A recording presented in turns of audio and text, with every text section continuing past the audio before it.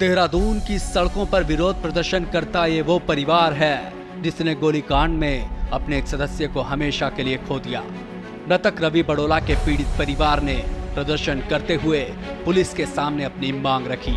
पीड़ित परिवार की मांग है कि गोलीकांड के आरोपियों को फांसी की सजा दी जाए और उनके घरों पर बुलडोजर चलाया जाए। पीड़ित परिवार के साथ स्थानीय लोग भी इंसाफ की गुहार लगाते हुए सड़कों पर उतर आए हैं। रवि बड़ोला के परिजनों ने स्थानीय लोगों के साथ मिलकर गोलीकांड के अगले दिन यानी मंगलवार को बाजार बंद कराया। पुलिया चौक पर जाम भी लगाया। लोगों में घटना को लेकर इस कदर गुस्सा है कि उन्होंने एक आरोपी के घर पर पहुंचकर तोड़फोड़ तक कर दी। चलिए अब आपको ये पूरा मामला बताते हैं।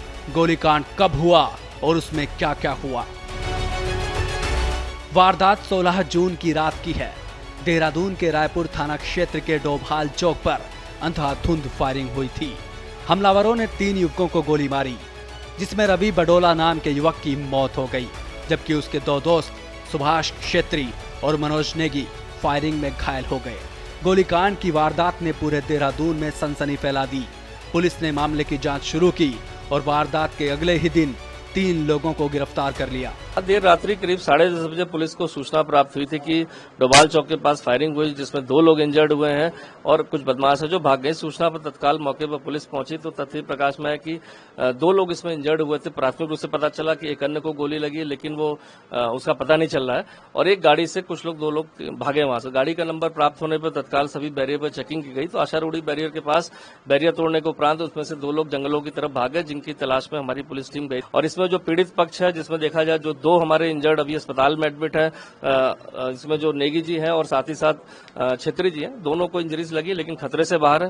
न ही ऐसी बात जो अभी 3 लोग को हमने डिटेन किया है, इसमें पूछताछ में हिरासत में लिया गया, जो घटनाक्रम में मौजूद थे वहां पर, उनके द्वारा भी कोई रंजिश याज की बात नहीं बताई। पुलिस की पड़ताल में खुलासा हुआ कि पूरा विवाद गाड़ी और ब्याज के पैसे के लेन देन को लेकर था। दरअसल नेहरू ग्राम के निवासी सागर यादव ने 16 जून को रवि बड़ोला की गाड़ी बिना उसकी रजामंदी के सोनू भारद्वाज के यहाँ 4.25 लाख रुपए में गिरवी रख दी थी। इसके बाद रवि ने गाड़ी मांगी तो उसने देने से मना कर दिया। फिर रवि अपने 2 दोस्त सुभाष और मनोज के साथ गाड़ी लेने गया। तभी आरोपी सोनू भारद्वाज ने अपने साथियों के साथ मिलकर इन तीनों पर फायरिंग कर दी। इसी फायरिंग के दौरान रवि की जान चली गई। पुलिस का दावा है कि दोनों पक्ष यानी पीड़ित और आरोपी एक दूसरे से पहले से ही गहरी जान पहचान रखते थे, लेकिन पैसे ने पहले विवाद कराया और फिर मामला हत्या तक पहुंच गया। उनसे भी पूछताछ की गई तो पता चला कि कल वो अपनी गाड़ी को लेने अपने दोस्तों के साथ जब यहाँ पर आ रहे थे डोभाल चौक के पास, तो अचानक से उस पर जो है अंधाधुंध फायरिंग कर दी, जिससे 2 उनको इंजरी हुई। और इनके साथी जो थे रवि बड़ोला जी, उनको भी गोली लगी थी, जो रात में तलाश करने के उपरांत नहीं मिले, लेकिन प्रातः जो उनकी डेड बॉडी हमें एक नाले से मिली थी, जो संभवतः वहां से भागने के कारण और अंधेरे में गिरने के बाद उनकी डेथ हो गई। पूरे घटनाक्रम में जानकारी मिली कि एक यहाँ पर एक ग्रुप है जो प्रॉपर्टी के काम भी करते हैं, गाड़ियों को खरीदना बेचना भी करते हैं, साथ ही साथ ब्याज पे पैसे भी देते हैं और ये सब समस्त लोग आपस में परिचित हैं, जिसमें 10-12 लोग हैं। गोलीकांड के 3 आरोपी देवेंद्र उर्फ सोनू भारद्वाज, उसका भाई मोनू शर्मा और शंभू यादव पहले ही गिरफ्त में थे। अब पुलिस के शिकंजे में मुख्य आरोपी रामवीर भी आ गया है। रामवीर को पुलिस ने मुठभेड़ के बाद राजस्थान के कोटपुतली जिले से गिरफ्तार किया है। इसके अलावा वारदात से जुड़ा एक अन्य आरोपी अंकुश यादव भी पुलिस की गिरफ्त में आ गया है। पूरा अपडेट देहरादून के एसएसपी अजय सिंह दे रहे हैं। इस पर पुलिस ने तत्काल कार्रवाई करते हुए 24 घंटे में तो पहले 3 जो अभियुक्त थे उनकी गिरफ्तारी करी थी और आज जो है जो उसका मुख्य अभियुक्त था उसको राजस्थान के कठपुतली एक जगह पर होती है वहां से गिरफ्तारी की गई, जहां टीम लेकर उसे वापस देहरादून आ रही है। साथ ही साथ एक अन्य अभियुक्त जो अंकुश नाम का था, जो वहीं रायपुर थाना क्षेत्र का ही रहने वाला है, उसकी भी आज गिरफ्तारी की गई, जो मौके पर ही था और षड्यंत्र में भी शामिल था। तो कुल मिलाकर अभी तक जो मेन लोग थे इसमें षड्यंत्र में शामिल थे या मुख्य अभियुक्त थे, उनकी गिरफ्तारी कर ली गई।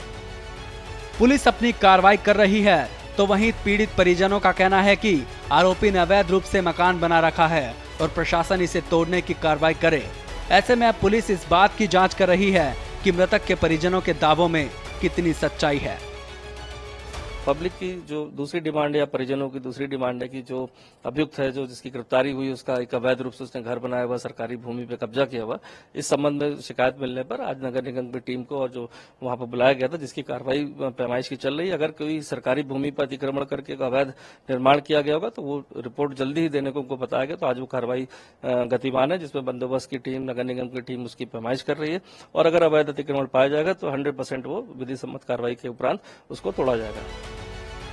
पूरे देहरादून को दहशत से भर देने वाले इस गोलीकांड में जांच जैसे जैसे आगे बढ़ रही है, नए नए खुलासे सामने आ रहे हैं। मुख्य आरोपी समेत सभी आरोपी अब शिकंजे में आ चुके हैं, तो गोलीकांड का पूरा सच भी जल्द सामने आ जाएगा।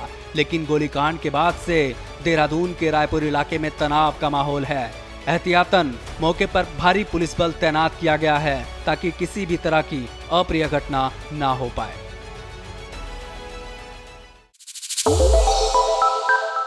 श्रेष्ठ उत्तराखंड पर खबरों से जुड़े रहने के लिए चैनल को सब्सक्राइब और लाइक करें, बेल आइकन दबाएं और देखते रहें श्रेष्ठ उत्तराखंड।